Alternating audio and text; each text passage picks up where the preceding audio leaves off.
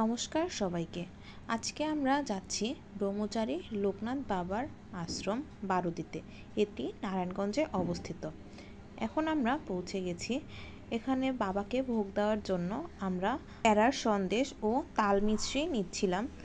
এছাড়াও আমরা এখান থেকে মোমবাতি ও ধূপকাঠিও একেবারে কিনে নিয়েছি, যেটা আমরা মন্দিরের ভিতরে প্রজ্বলিত করব।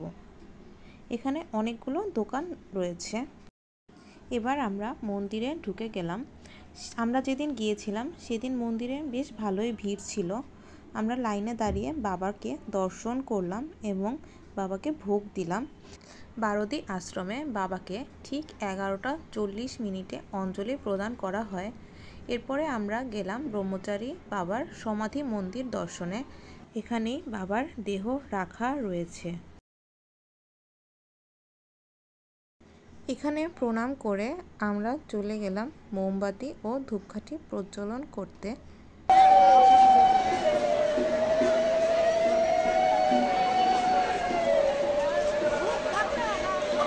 এবার আমরা বেরিয়ে পড়লাম মন্দির পরিদর্শনে। এখানে ভোলানাথ বাবার একটি বিগ্রহ রয়েছে, যেটি পুকুরের মধ্যে অবস্থিত। এখানে অনেক ভক্ত স্নান করে থাকেন। এই জায়গাটি যে দেখতে পাচ্ছেন, এটি কীর্তনের জন্য তৈরি করা হয়েছে। এবার আমরা চলে গেলাম নবনির্মিত দুর্গা মন্দিরে। মন্দিরটি খুবই সুনিপুণ কারুকার্য দ্বারা তৈরি করা হয়েছে। এখানে বেশ কিছু ভক্ত বিশ্রাম নিচ্ছিলেন। মায়ের মূর্তিটি স্থায়ীভাবে তৈরি করা হয়েছে। এবার আমরা বাল্যভোগের টিকিট কাটতে অফিস রুমে চলে এলাম। বাল্যভোগ সকালে দেওয়া হয় এবং রাজভোগ বিকেলে দেওয়া হয়। অঞ্জলি দিয়ে আমরা চলে গেলাম বাল্যভোগ নিতে। এখানে বেশ ভালোই লাইন ছিল, যেহেতু আমরা যেদিন গেছিলাম সেদিন অনেক ভক্তের সমাগম হয়েছিল।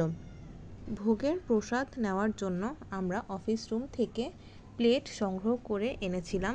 আপনারা যদি অনেক লোক হন তাহলে আপনারা বালতি বা ডেচকিও নিতে পারেন।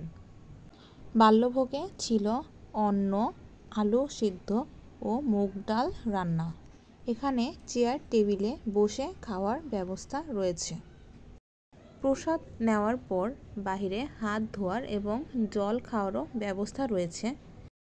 এবার বলি আপনারা বাবার আশ্রম বারুদি ধামে কি করে আসবেন। ঢাকার যে কোনো জায়গা হতে গুলিস্তান এসে স্টেডিয়ামের সামনে থেকে মুরগারপাড়ার বাস পাওয়া যায়। সেই বাসে করে আপনারা মুরগারপাড়া এসে নামবেন। এখান থেকে বারুদি আশ্রমে যাওয়ার জন্য সিএনজি পাওয়া যায়। সিএনজিতে 35 থেকে 40 টাকা ভাড়া নেয়, যেটি সরাসরি মুরগারপাড়া থেকে বারুদি ধামে নিয়ে পৌঁছায়। আপনারা সপরিবারে লোকনাথ বাবার আশ্রম বারুদি ধাম থেকে ঘুরে আসতে পারেন। ধন্যবাদ সবাইকে।